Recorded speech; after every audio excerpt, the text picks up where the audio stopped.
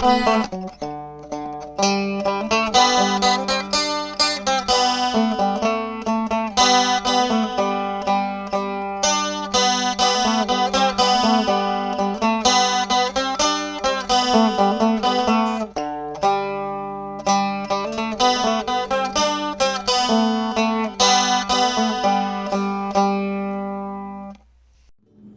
আলাইকুম দর্শক, মনির রন্ধনশালা থেকে আজ আমি আপনাদের জন্য নিয়ে এসেছি ছিটা পিঠার রেসিপি। আর এই ছিটা পিঠার রেসিপি করার জন্য আমি রাইস কুকারে 2 কাপ বাসমতি চালকে 8 ঘন্টা ভিজিয়ে রেখেছিলাম। এখন এটাকে আমি ব্লেন্ডারের সাহায্যে একটা মিহি বেটার তৈরি করে নেব। আর লাগবে আমার ডিম।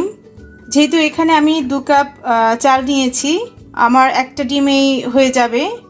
আর লাগবে আধা টিস্পুন আদা পেস্ট, টেস্ট অনুযায়ী লবণ। এখন আমি 2 কাপ চালকে 2 কাপ পানি দিয়ে ব্লেন্ড করে আবার ফিরে আসছি। তো চলুন শুরু করা যাক। এখানে আমি চালগুলোকে ব্লেন্ড করে নিয়েছি। আমি এই রাইস কুকারে 2 কাপ পানি দিয়েছিলাম, এখন আমি এর মধ্যে আরও 1 কাপ পানি দিচ্ছি। আর দিয়ে দিব একটা ডিম,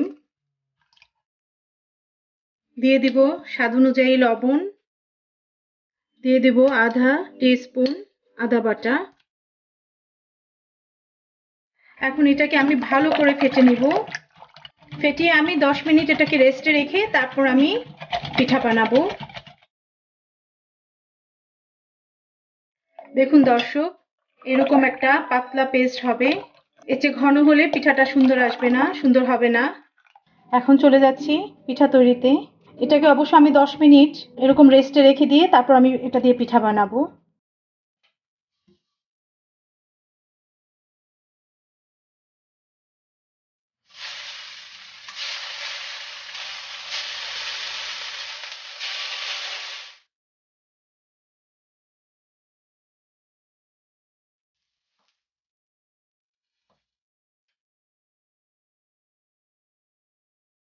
এই পর্যায়ে আমি চুলার হিটটা হাই হিটে রেখেছি।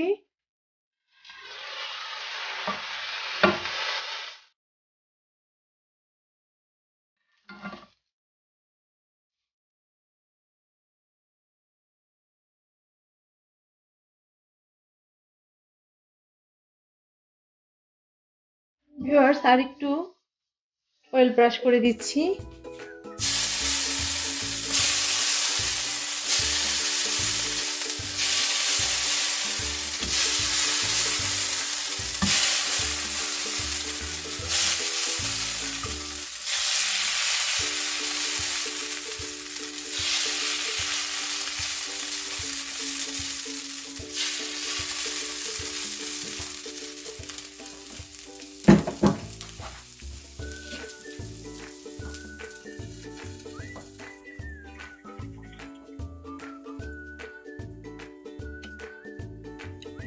এই পর্যায়ে আমি চুলার হিটটা হাই হিটে রেখেছি।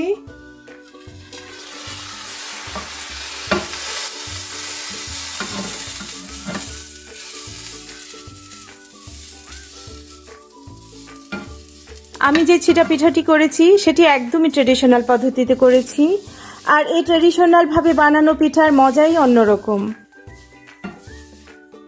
ভিউয়ার্স, এভাবে করে আমি প্রতিটা পিঠা তৈরি করে নিচ্ছি, দেন আমি সার্ভ করে দেখাচ্ছি। ভিউয়ার্স, দেখুন কতটা সুন্দর ও সফট হয়েছে।